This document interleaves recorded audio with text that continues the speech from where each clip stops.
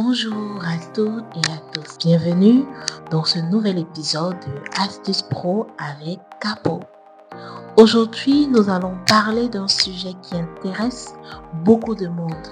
Comment bien préparer un entretien d'embauche. C'est un moment décisif. Parfois, une seule rencontre peut changer le cours d'une carrière. Mais pour réussir, il ne suffit pas d'avoir les bonnes compétences. Il faut aussi savoir se présenter, convaincre et montrer aux recruteurs que vous êtes la bonne personne. L'outil que je vais partager avec vous aujourd'hui s'appelle la SWOT personnelle. Peut-être que certains connaissent déjà l'analyse SWOT utilisée en entreprise, mais je vais vous montrer comment l'adapter à vous, à votre parcours, à votre personnalité. Et croyez-moi, bien l'utiliser, elle peut faire une énorme différence le jour J. Alors, c'est quoi l'analyse SWOT? C'est un acronyme anglais, S en français qui est force, W en français qui est faiblesse, O en français qui est opportunité, T en français qui est menace. C'est un outil très simple mais extrêmement puissant car il permet de faire une analyse complète à la fois de ce que vous maîtrisez, de ce que vous devez améliorer, mais aussi du contexte qui vous entoure. Alors, comment l'utiliser pour préparer un entretien d'embauche? Allons-y étape par étape. On commence par les forces. Vos forces, ce sont vos atouts. Ça peut être vos compétences techniques, vos qualités personnelles, vos expériences réussies. Prenons un exemple concret. Si vous postulez pour un poste en comptabilité, une force peut être votre maîtrise d'Excel et des logiciels de gestion. Si vous postulez par contre en communication, ce sera peut-être votre aisance à l'oral ou votre créativité dans la rédaction de contenu. L'astuce ici, c'est de ne pas se contenter d'énoncer vos forces. Préparez des exemples concrets. Plutôt que de dire « je suis organisé », racontez une situation où votre sens de l'organisation a permis de résoudre un problème. Maintenant qu'on a vu vos atouts, voyons l'autre côté de la médaille. Alors, maintenant, parlons faiblesse. C'est quoi faiblesse? C'est souvent la partie qui fait peur, oui, très peur même. Parce qu'on a l'impression de se tirer une balle dans le pied. Mais en réalité, c'est tout le contraire. Un bon recruteur, c'est que personne n'est parfait. Ce qu'il veut voir, c'est votre capacité à reconnaître vos limites et surtout à montrer que vous travaillez dessus.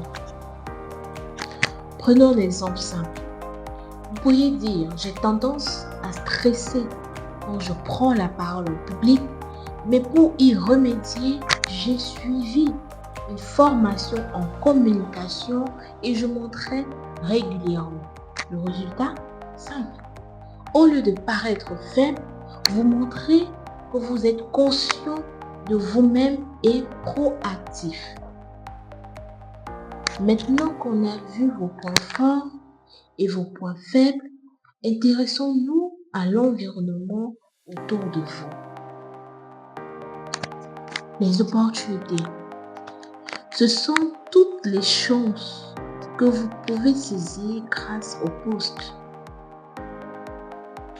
Exemple, le poste offre une formation continue, la possibilité de travailler avec une équipe internationale ou même la chance de développer des compétences en leadership.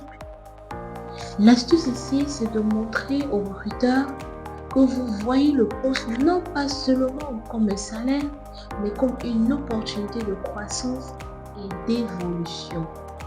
Cela prouve que vous êtes motivé et que vous vous projetez dans l'entreprise. Bien sûr, qui dit opportunité dit aussi menace. Voyons ce que ça veut dire. Les menaces, ce sont les obstacles qui pourraient freiner votre réussite.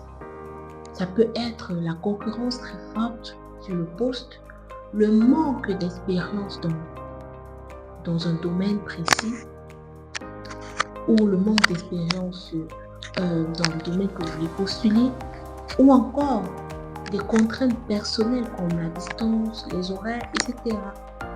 Mais là encore, l'objectif n'est pas de se décourager, non. Le but est d'anticiper. Exemple, je sais qu'il y a beaucoup de candidats avec plus d'expérience, mais je mise sur ma polyvalence et ma capacité à m'adapter rapidement. Et si vous avez d'autres exemples, vous avez d'autres éléments à mettre en avant, n'hésitez pas à le faire. Car cette démarche montre que vous êtes lucide, mais surtout stratège. Alors, une fois qu'on a fait ce tour complet, qu'est-ce qu'on en retient? En conclusion, souvenez-vous que l'analyse soit personnelle est bien plus qu'un exercice théorique.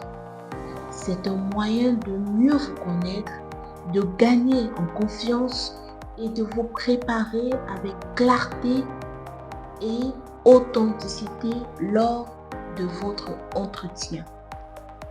Mettez en avant vos forces, assumez vos faiblesses en montrant vos efforts, valorisez les opportunités et anticipez les menaces.